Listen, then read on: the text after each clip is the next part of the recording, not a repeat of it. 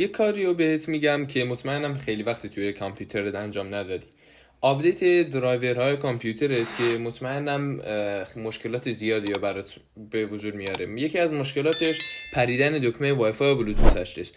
برای آپدیت درایور خیلی ساده، توی این قسمت توی پنل سرچ میکنید درایور ریوایور و به این صورت سرچش که کردید اولین سایت صاف 98 براشتون میاد. توی صاف 98 میاید پایین و خیلی ساده دانلود بیتی به همراه کرک رو میتونید بزنید، ولی من نسخه بدون نیاز به نصبش رو پیشنهاد میدم.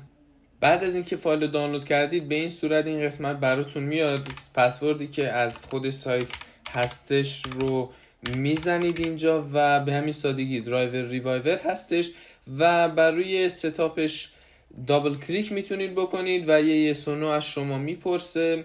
خیلی ساده، به همین سادگی دیگه. خب حالا این محیط برنامه هستش. بعد از اینکه رانش کردید فقط کافیه که اسکن ناو رو بزنید.